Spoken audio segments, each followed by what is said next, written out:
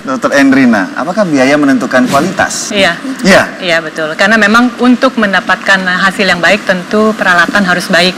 Oke. Ya kan, untuk peralatan baik kan harus di ruangan yang juga baik, yang memenuhi syarat sterilisasi dari kamar operasi. Dan juga belum alat-alatnya, jenis implannya juga menentukan. Iya. Jadi basically sih semua menentukan. Jadi sebenarnya ya, tolong hati-hati dengan beberapa penawaran diskon atau rayuan ya.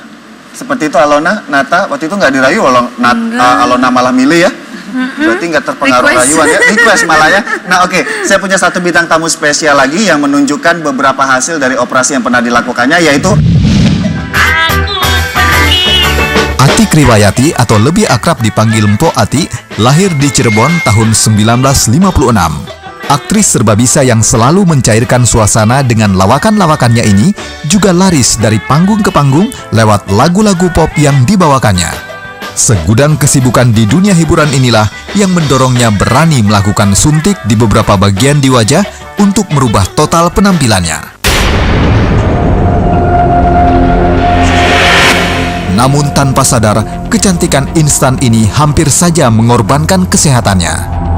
2 dekade berlalu, Mpok Ati harus membayarnya sekarang dengan menjalani operasi bedah satu demi satu untuk mengangkat cairan yang sudah mengeras di bawah kulit. Nah, kalau awalnya kenapa? Itu berawal dari terpengaruh sama teman. Kalau boleh jujur, satu saat temen telepon, "Pok," katanya, "lagi di mana?" "Di rumah." "Rumah gue dong sekarang, gue mau bikin cakep nih," katanya. "Hah? Mau bikin cakep? Maksudnya?" "Udah datang aja ke sini, ntar lu lihat muka gue," katanya. "Kalau muka gue lu suka, gue suntikin." Ngeliat temen emang bagus saat itu, jadi mau aja deh pokoknya disuntik nih, cus, semua disuntik. Habis disuntik dikasih korek api lidi itu, lidi yang korek api yang kayu tuh, disuruh giniin deh, pegangin aja gitu kan. Bener ininya tebelah gitu. Tahun 2005, nah mulai deh tuh. Udah mulai bengkak sedikit tapi belum banyak, ini bengkak. Bibir udah mulai begini nih, gitu ya, bibirnya udah begitu banget tuh. Akhirnya ngeberaniin diri ke dokter, bilang, "Dok, mau konsultasi bla bla bla bla bla." "Kok diapain tuh muka?" katanya. Disuntik apa?" "Silikon." "Hah? Suntik silikon? Silikon apa? Silikon cair, Po?" "Iya." "Aduh, Po, itu silikon cair bukan buat muka," katanya gitu kan, "buat pelumas mesin."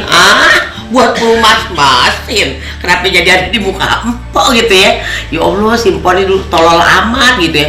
Terus udah gitu, "Iya, ini udah berapa tahun?" "Dari tahun 90. Astagfirullahaladzim." Dia bilang, "Ini Po kalau nggak cepet-cepet diangkat, ini akan kanker." Tapi yang pertama dibuang bibir. Habis selesai bibir, udah masih ada nih di daging-dagingnya itu silikonnya, kayak telur-telur gitulah, kayak telur-telur ikan. Dikerok pakai sendok, berasa tapi tidak sakit. Ini 4 kali. Jadi begitu udah dibuang, habis. Berapa bulan kemudian gede lagi, buang lagi, habis.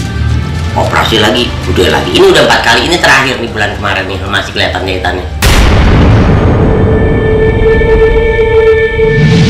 Kalau menurut dokter,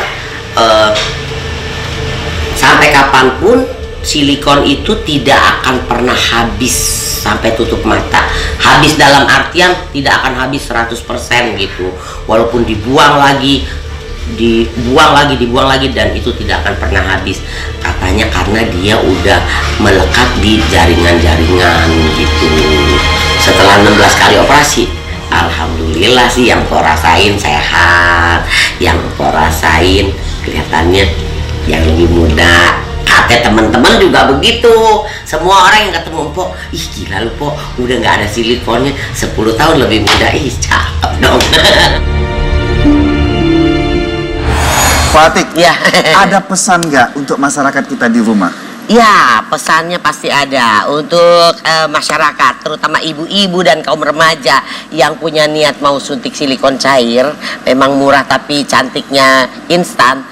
Jangan pernah mau, cukup Po Ati aja yang ngalamin, karena akibatnya ini 16 kali dibedah, dibuang. 16 kali nih muka jahitan semua nih. Iya, jadi jangan pernah deh. Kalau memang mau cantik, ada dokter ahlinya tuh, gitu ya. Dan hidup sehat. Nata boleh bertanya Iya, sama boleh. dokter, apakah bahan operasi yang dulu sama yang sekarang itu beda? Karena Nata lihat orang-orang Korea, orang-orang lady boy itu semua cantik-cantik, dan sekarang kita sulit membedakan mana perempuan asli, mana lady boy. Apakah itu beda? Jadi memang bahannya sendiri sama, cuma tekniknya tuh mengalami evolusi sesuai Perubahan, dengan ya. kemajuan teknologinya. Untuk implan sendiri tadi kita sempat ngobrol ya, dari 20 tahun lalu ke sekarang tuh sudah berbeda aja sama sekali gitu. Sekarang orang nggak takut lagi bocor, bahkan mereka memberikan lifetime warranty. Memang teknologi-teknologi itu semakin berkembang. canggih ya. Inovasi-inovasi Iya, lagi. benar. Yang penting adalah tenaga ahlinya. Pak Ati sendiri wajah udah ada keinginan lain nggak tuh tubuh yang lain, misalnya payudara? Aduh ya Allah dokter, ampun umur udah tua malu kali ya sama Oke. cucu. Udah cukup. Berarti bersyukur aja Bersyukur dengan kondisi aja. saat ini Iya, perubahan. yang penting hati cantik keluar. Amin. Bisa cantik. Oke, tepuk tangan buat bintang tamu hebat saya. Dan Dr. Endrina, terima kasih buat Nata, Alona, Dr. Endrina, dan Po Ati ya. Iya. Nah, untuk Anda pemirsa yang di rumah, mencegah lebih baik daripada mengobati. Keinginan Anda untuk merubah penampilan itu adalah hak Anda.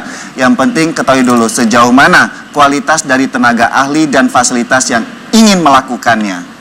Hak di tangan Anda. Setelah ini masih banyak informasi yang menarik di Dr. Rose Indonesia. Jadi jangan kemana-mana. Tetap di Dr. Rose.